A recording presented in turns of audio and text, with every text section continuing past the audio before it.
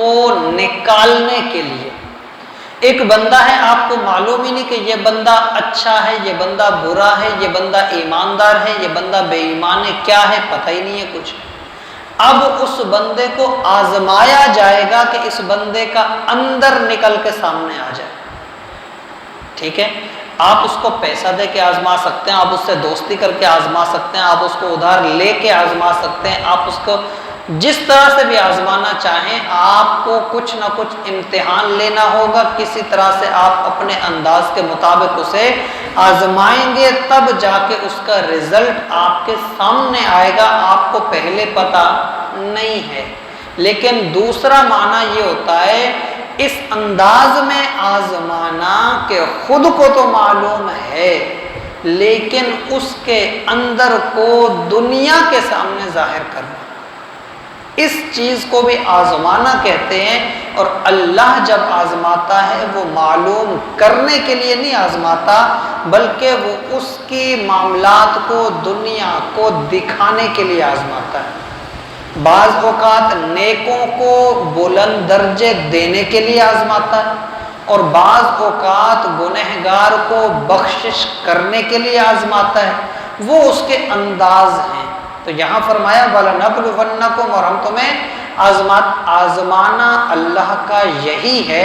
اللہ ہر بندے کے حال سے واقف ہے، اس کے معاملات کو اللہ دنیا پر ظاہر کرتا ہے، اس لیے کہا کہ آزمائے جاؤ گے بِشَيْءٍ، کسی بھی شے کے ذریعے سے، من الخوف، وہ دشمن کا خوف بھی ہو سکتا ہے، وہ غربت کا خوف بھی ہو سکتا ہے، وہ کسی بھی قسم کا خوف ہو سکتا ہے، اللہ تمہیں اس خوف کے ذریعے سے آزمائے۔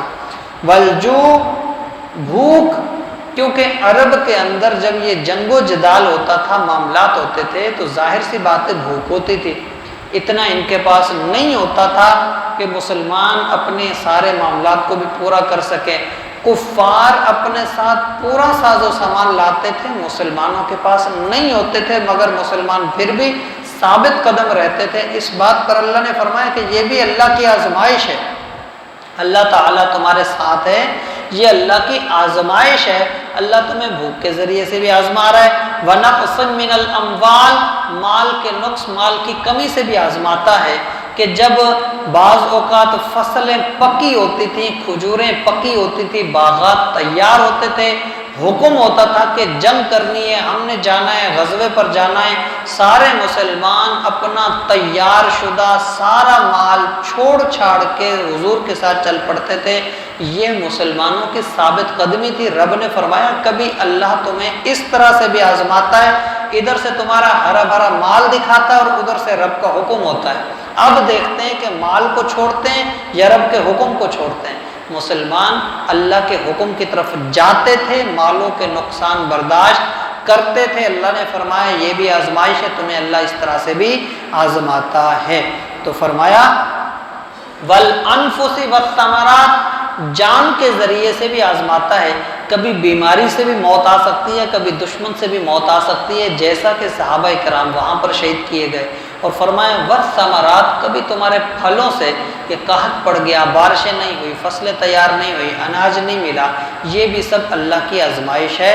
فرمایا وَبَشِّرِ الصَّابِرِينَ، آزمانا تو اس نے ہے، لیکن اس میں جو ثابت قدم رہتے ہیں اور صبر کرتے ہیں اور اللہ کے احکامات کو، اللہ کی راہ کو، اللہ کی مرضی کو، اللہ کی خوشی کو نہیں چھوڑتے، ان کے لیے اللہ کی طرف سے خوشخبری ہے۔ اور وہ پیچھے ذکر کیا گیا کہ ان اللہ مع الصابرین، کہ اللہ صبر والوں کے ساتھ ہے۔ اللہ تعالیٰ سے دعا ہے کہ اللہ تعالیٰ ہمیں صحیح طور پر اپنے ایمان کی حفاظت کی توفیق عطا فرمائے۔ وما علینا الا البلاغ المبین۔